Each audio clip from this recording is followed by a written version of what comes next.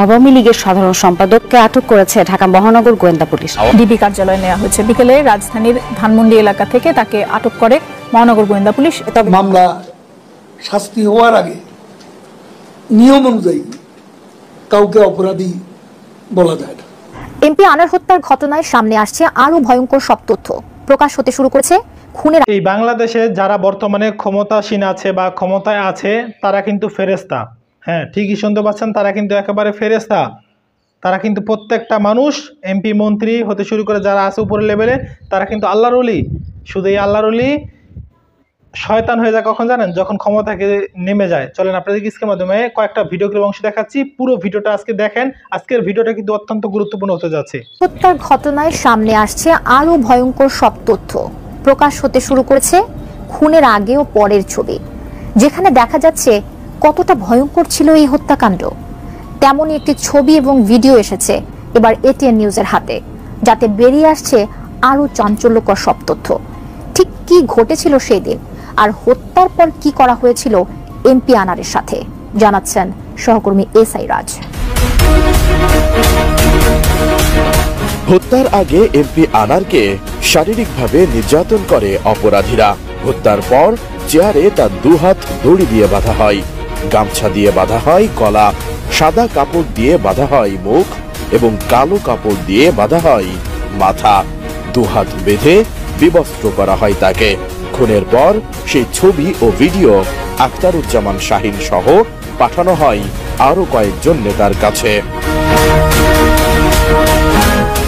এমন একটি ছবি ও ভিডিও এসেছে এটিএন নিউজের হাতেও।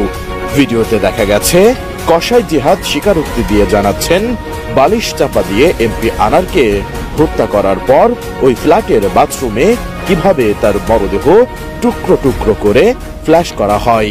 হত্যার পর আনারকে বেঁধে রাখার চিত্র প্রকাশ পেয়েছে এই স্থিরচিত্রে। গোয়েন্দা সূত্রে জানা যায়, অজ্ঞান করার রাসায়নিক ক্লোরোফর্ম দিয়ে অচেতন করে আনারকে বালিশ চাপা দিয়ে নির্মমভাবে হত্যা করা হয়।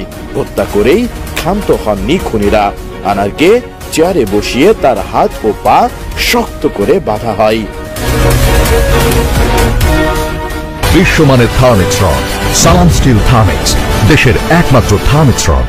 ঢাকা মহানগর গোয়েন্দা পুলিশের অতিরিক্ত কমিশনার মোহাম্মদ হারুনুর রশিদ জানান, আনারের মরদেহের কোনো টুকরো যেন কোনোদিন না খুঁজে পাওয়া যায়, সেজন্য সিয়াম এবং জিহাদকে ব্যবহার করা হয়।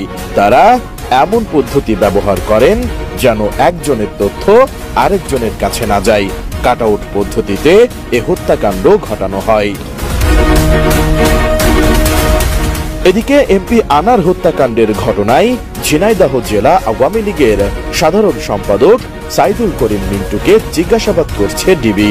বুধবার ডিবি প্রধান হারুনুর রশিদ বলেন, ডিবির তদন্তকারী কর্মকর্তার কাছে হত্যাকাণ্ডের বিষয়ে বিভিন্ন তথ্য উপাত্ত রয়েছে। সে তথ্য উপাত্তের ভিত্তিতে মিন্টু যদি কোনো সদুত্তর দিতে না পারেন, তাহলে তার বিরুদ্ধেও আইনগত ব্যবস্থা নেবেন তদন্তকারী কর্মকর্তারা। জিজ্ঞাসাবাদ করার জন্য মূলত আমাদের আয়ু জিজ্ঞাসাবাদের জন্য আমাদের ঝিনাইদহের আওয়ামী লীগ নেতা মিন্টুকে সাহেবকে ডেকেছেন। মিন্টুর কাছে এই তথ্যগুলি জানতে চাইবেন। আমরা যদি আমাদের আয়ু যদি এই তথ্যগুলি জানতে চাইতে গিয়ে যদি সদুত্তর দিতে পারেন তা উনি চলে যাবেন। আর যদি আয়ুর কাছে এই কোনোটারই সদুত্তর দিতে না পারেন, আমাদের ইনভেস্টিগেশন অফিসার তার তদন্তের ধারাবাহিকতায় উনি যা করার সেটাই করবেন। এর আগে গত 12 মে চিকিৎসার নামে কলকাতায় যান আওয়ামী লীগের দলীয় সংসদ সদস্য আনোয়ারুল আজিম আনার। পরে তার খোঁজ পাওয়া না গেলে 18 মে ভারতে একটি নিখোঁজ ডায়েরি করেন এমপি আনারের বন্ধু ও ভারতের বরানগরের বাসিন্দা গোপাল বিশ্বাস। এরপর এমপি আনারের খোঁজে তল্লাশি শুরু করে কলকাতা পুলিশ। কলকাতার একটি ফ্ল্যাটে এমপি আনারকে হত্যা করা হয় বলে গত 22 মে জানায় ভারতীয় পুলিশ।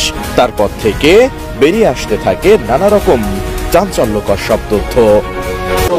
অন্য প্রসঙ্গে এমপি আনার হত্যা মামলায় দেখছি যে ওই জেলার সাধারণ সম্পাদককে পুলিশ অভিযুক্ত করে রিমান্ডে নিয়ে এসেছে। তো আওয়ামী লীগের এই যে সাধারণ সম্পাদক জেলার এই ধরনের একটা ঘটনার সঙ্গে জড়িয়ে গেছেন, এটা কি আপনারা কিভাবে দেখছেন? এটা কে, এটার সাথে তার সংশ্লিষ্টতা, এটা কার আবিষ্কার? মিডিয়ার? পুলিশ কোন সরকার, কোন সরকারের আমল? বিএনপি আমলের পুলিশ না শেখ হাসিনার আমলের পুলিশ? এখানে ডিবি ব্যাপারটা উদ্ঘাটন করছে। কিন্তু একটা বিষয় হচ্ছে, মামলা হওয়ার আগে এবং মামলা শাস্তি হওয়ার আগে নিয়ম অনুযায়ী কাউকে অপরাধী বলা যায় না,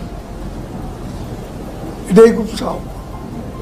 কিন্তু ওই সব সাহস আওয়ামী লীগের আছে। জেলার জেনারেল সেক্রেটারি আজকে রিমান্ড, এরকম উদাহরণ তো বিএনপি আমলে, এরশাদ আমলে এদেশে ছিল। এটা এখন কি কারণে, এটাকে মির্জা ফখরুল বলেছেন, সরকার হলো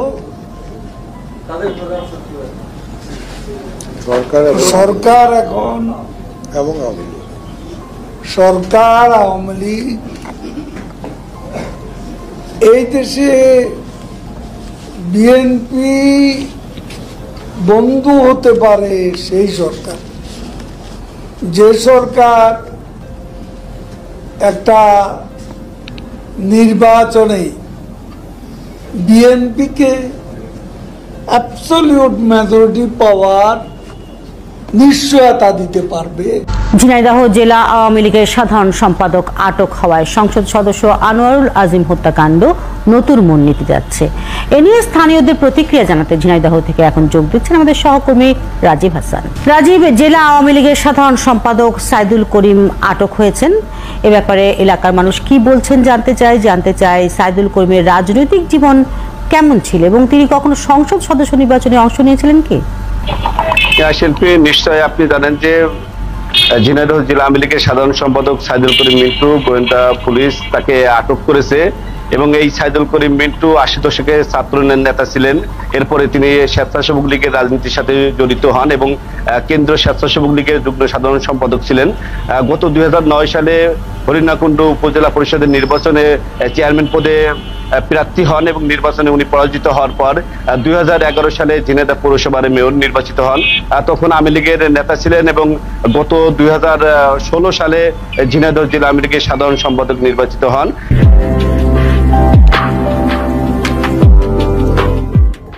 এবং তিনি শুধু যখন ঝিনাইদহ সদর পৌরসভার মেয়র ছিলেন তখন থেকে তিনি ঠিকাদারি ব্যবসা এবং পরিবহন ব্যবসা এবং বাস মালিক সমিতির একসময় নেতা ছিলেন, চেম্বার অফ কমার্সের নেতা এবং দোকান মালিক সমিতির নেতা ছিলেন এবং তার বাসা সহ একাধিক ব্যবসা রয়েছে সাইদুল করিম মিন্টুর।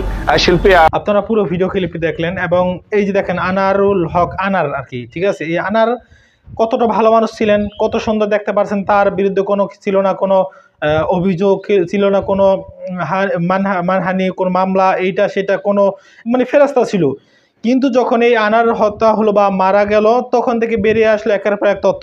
এই লোকে গত কয়েক বছর আগে একটা ছেলেকে মানে নির্মমভাবে হত্যা করছে, এরকমভাবে শত শত মেয়ের জীবন নষ্ট করছে, তারপর শত শত পরিবারকে ধ্বংস করে দিয়েছে, অনেক মানুষ তার নিজের হাতে হত্যা করছে। এই যে দেখেন এত কিছু করলো অথচ বাংলাদেশ পুলিশ প্রশাসন কিছুই দেখলো না, অথচ বাংলাদেশ পুলিশ প্রশাসন কিছুই দেখে না, দেখবে হতো না। এই যে বেনজির আহমেদ গত যে কয়টা বছর আগে তিনি ক্ষমতায় ছিলেন, ক্ষমতা থাকা অবস্থায় কি পরিমাণ লুটপাট করছে বাংলাদেশটা চিন্তা করতে পারেন। যেই পরিমাণ সম্পদ ও লুটপাট করছে, মানে বাংলাদেশে এত পরিমাণে ৬৪টা জেলার মধ্যে এমন কোনো জেলায় নাই যেই জেলায় এই বদমাইশ, এই লম্পট, এই দুর্নীতিবাজ যে দুর্নীতি করে মানে জমি জমা কিনে নাই। চিন্তা করতে পারেন শুধু বাংলাদেশে, মনে করছেন কি বাংলাদেশি মানে দেশপ্রেমিক বাংলাদেশ সব জমি রাখছে, না, বাহিরে চাইতে ১০ গুণ বেশি রাখছে বাহিরে। এই যে আমার প্রশ্ন হচ্ছে এত কিছু কেমনে করলো? এই যে ওবায়দুল কাদের সাহেব কত সুন্দর বক্তব্য দেয়, অমুকে খারাপ তমুকে খারাপ, সবাই খারাপ, একটু খালি ক্ষমতাতে নাইমা দেখো না, সব দেখবা মাটির নিচের সব বের করে ফেলবে। একটু খালি নেমে দেখো না, ক্ষমতা আছে অনেকে ডরে কথা বলে না এই সেই, কিন্তু যেটাই হোক আল্লাহ ছাড় দেয় কিন্তু ছেড়ে দেয় না। এই দুনিয়ায় দেখতে পারবেন এই যে যত কাদের মাদের কোন এদিক ওদিক সব কটার ভণ্ডামি ফাঁস হবে ইনশাআল্লাহ। ধৈর্য ধরে একটু জাস্ট একটু ধৈর্য ধরতে হবে, সহ্য করে ধৈর্য ধরে দেখেন কি হয় বাংলাদেশে। আল্লাহ হাফেজ। আমাদের বর্তমান সময়ে মুসলমানদের আবেগ বড় বেশি, এত আবেগ কিন্তু ইমানের পাওয়ার নাই। ইমানের কি নাই? পাওয়ার নাই, কিন্তু আবেগ অনেক বেশি। কিভাবে বললাম, একটা উদাহরণ দিই আপনাদেরকে। দেখেন, এই যে দেখেন ফিলিস্তিনি ভাই বোনদেরকে মারে, কারা মারতেছে বলেন তো? আজকে বলে না কেন কারা মারে? ইসরায়েলি সন্ত্রাসী গোষ্ঠী। কারা মারে? ইসরায়েলি সন্ত্রাসী গোষ্ঠীরা আমাদের ফিলিস্তিনি নিরহ ভাই বোনদেরকে মারতেছে। কত বছর যাবত? 1 বছর, 2 বছর, আজকে 70 থেকে 75 বছর যাবত বিনা কারণে তাদেরকে মারতেছে। কেন? ফিলিস্তিনি ভাই বোনরা বলছে যে তাদের জমি দখল করে নিব। এখন একবার বলছে না, বলছে যে তাদের রাজত্ব আমাদেরকে দিয়ে দেয়। এখন বলছে কোনোদিনও বলা নাই। আর কেন তাদেরকে মারা হলো? কারণ হচ্ছে জুলুম। কারণ কি? তো জুলুম। এই যে জুলুম হচ্ছে, কিন্তু আমার কথা হচ্ছে এই যে ফিলিস্তিন ভাই বোনদেরকে যে মারতেছে, কিভাবে মারে? হাত দিয়ে যা ঘুষাইতেছে, হাত দিয়ে থাপড় মারছে ইসরায়েলরা, মারে না। কি দিয়ে মারতেছে? বিশাল বড় বড় মিসাইল গুলো মারতেছে, যে মিসাইল গুলো এক দেশ থেকে মারলে আরেক দেশে চলে যায়, যাওয়ার পর বিল্ডিং শুদ্ধ গুঁড়ো গুঁড়ো করে ফেলে। সেগুলো দিয়ে কাদেরকে মারতেছে? আমাদের ফিলিস্তিন ভাই বোনদেরকে মারতেছে। এখন কিছু মানুষ মাঝে মধ্যেই আসে, খবর নিয়ে আসে, হুজুর ফিলিস্তিনের খবর কি? ফিলিস্তিনে কি এখন যুদ্ধ থামছে? ফিলিস্তিনে কি ইসরায়েলের দু একটা পারমাণবিক বোমা বা মিসাইল মারতে পারছে? যদি আমরা বলি যে হ্যাঁ, দেখলাম গতকালকের খবরে ফিলিস্তিনি ভাই বোনেরা বা হামাস বা অন্য কোন রাষ্ট্র, ইরান, ইরাক, যারা হোক, ইসরায়েলের উপর একটা হামলা করছে, মরছে 10 জন 20 জন। আই হাই, কি খুশি, কি খুশি, খুশি শেষ নাই। আবার যখন এই ইসরায়েলি সন্ত্রাসীরা আমাদের ফিলিস্তিনি ভাই বোনদের উপর মিসাইল মারে, তখন কি বলে জানেন?